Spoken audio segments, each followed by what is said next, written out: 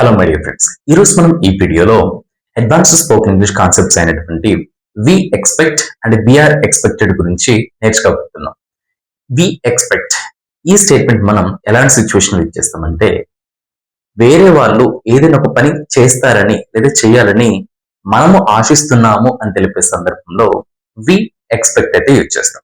అలానే we are expected, ఈ we are expected to మనం ఎలాంటి సిచ్యువేషన్ యూజ్ చేస్తామంటే, మనం ఏదైనా ఒక పని చేస్తామని ఇతరులు ఆశిస్తున్నారు అంటే వేరే వాళ్ళు ఆశిస్తున్నారు అని తెలిపే సందర్భంలో యూజ్ చేయాల్సి ఉంటుంది.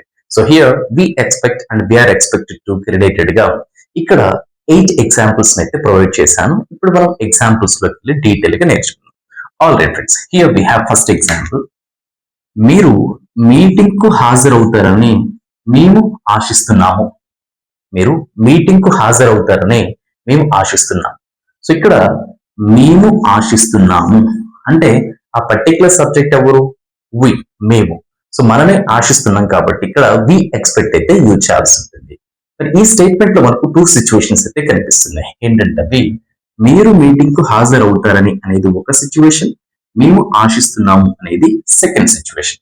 మనం ఇంగ్లీష్ లో ఎక్స్ప్రెస్ చేస్తున్నప్పుడు we need to express the second situation in the beginning. మేము ఆశిస్తున్నాము. we expect మీరు meeting హాజరవుతారని. we expect you to attend the meeting. we expect you attend the meeting. you to attend the meeting అంటే మీరు meeting కు హాజరవుతారని మేము ఆశిస్తున్నాము. we expect you to attend the meeting. Second example, అతను ఈ రోజు ప్రాజెక్ట్ సబ్మిట్ చేస్తాడని నేను ఆశిస్తున్నాను. అతను ఈ రోజు ప్రాజెక్ట్ సబ్మిట్ చేస్తాడని నేను ఆశిస్తున్నాను.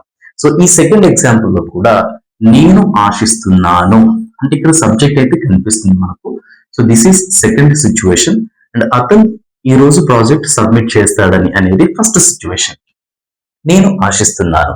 I expect him to submit the project today.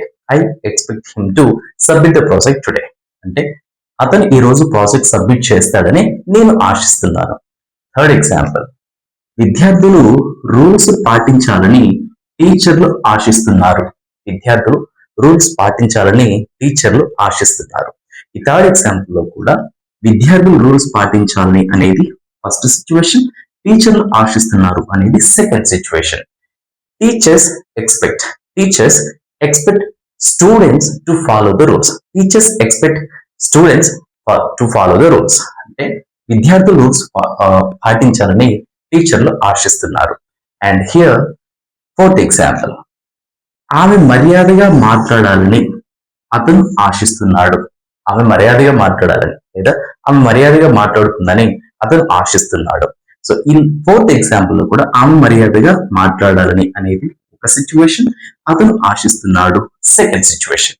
So ఇక్కడ మేము ఆశిస్తున్నాము అంటే వి ఎక్స్పెక్ట్, నేను ఆశిస్తున్నాను అంటే ఐ ఎక్స్పెక్ట్, టీచర్లు ఆశిస్తున్నారు అంటే టీచర్స్ ఎక్స్పెక్ట్. అండ్ హియర్ అతను ఆశిస్తున్నాడు అని దీనికి మనం హీ ఎక్స్పెక్ట్స్ అంటే V5 అయితే యూజ్ చేయాల్సి ఉంటుంది. He expects her to speak politely. He expects her to speak politely అంటే ఆమె మర్యాదగా మాట్లాడాలని లేదా మాట్లాడుతుందని అతను ఆశిస్తున్నాడు. సో ఫ్రెండ్స్, ఈ స్టార్టింగ్ 4 ఎగ్జాంపుల్స్ అనేవి దేనికి రిలేటెడ్ అంటే ఒక సబ్జెక్ట్ ఎక్స్పెక్ట్ చేస్తే ఎలా ఉంటుందో ఈ 4 ఎగ్జాంపుల్స్ మనకు రిప్రజెంట్ చేస్తుంది. అండ్ వేరస్ హియర్ ఒక సబ్జెక్ట్ ని వేరే వాళ్ళు ఎక్స్పెక్ట్ చేస్తున్నారు అంటే ఒక సబ్జెక్ట్ ఒక పని చేస్తారని వేరే వాళ్ళు ఎక్స్పెక్ట్ చేసే సిచ్యువేషన్ లో ఎలా యూజ్ చేస్తుంది చూడండి. మనం మీటింగ్ కు హాజరవుతామని ఆశిస్తున్నారు. మనం మీటింగ్ కు హాజరవుతామని ఆశిస్తున్నారు. సో ఈ ఎగ్జాంపుల్ లో మీరు నోటీస్ చేసినట్లయితే ఇక్కడ ఆశిస్తున్నారు అని చెప్తున్నాం. మరి ఎవరు ఆశిస్తున్నారు? ఆ ఆశించేటటువంటి సబ్జెక్ట్ ని ఇక్కడ మనం మెన్షన్ చేయట్లేదు కాబట్టి we need to express these kind of statements in passive voice by using subject be from expected to. So ఇక్కడ మనం మీటింగ్ కు హాజరవుతామని ఆశిస్తున్నారు. ఇక్కడ మనం అనేది ఏమవుతుందంటే ఆబ్జెక్ట్ అవుతుంది అనమాట, అంటే సబ్బడి. మరి దీని ఇంగ్లీష్ లో we are expected to attend the meeting. We are expected to attend the meeting అంటే మనం మీటింగ్ కు హాజరవుతామని ఆశిస్తున్నారు. ఆశించేటటువంటి పర్సన్ ఎవరో ఇక్కడ మనకు లేరు. అండ్ హియర్ కొత్త ఉద్యోగులని అతను ట్రైన్ చేస్తాడని ఆశిస్తున్నారు. కొత్త ఉద్యోగులని అతను ట్రైన్ చేస్తాడని ఆశిస్తున్నారు. సో ఇక్కడ కూడా ఆ కొత్త ఉద్యోగులని అతను ట్రైన్ చేస్తారని ఎవరు ఆశిస్తున్నారు? ఆ ఆశించేటటువంటి సబ్జెక్ట్ లేరు కాబట్టి ఇలాంటి స్టేట్మెంట్స్ మనం పాసివ్ వాయిస్ లో అయితే ఎక్స్ప్రెస్ చేయాలి. సో కొత్త ఉద్యోగులని అతను ట్రైన్ చేస్తాడని ఆశిస్తున్నారు.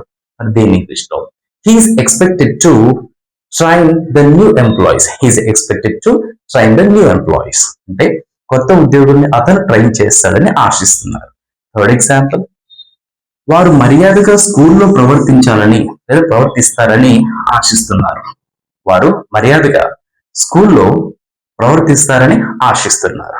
సో ఇక్కడ వారు ప్రవర్తిస్తారని వేరే వాళ్ళు ఇతరులు ఆశిస్తున్నారు కాబట్టి దీన్ని మనం పాజిటివ్ వాయిస్ లో ఎక్స్పెక్ట్ చేస్తాం. మరి దీని ఇంగ్లీష్ లో they are expected to behave politely in school. They are expected to behave politely in school అంటే వారు స్కూల్లో మర్యాదగా ప్రవర్తిస్తారని ఆశిస్తున్నారు.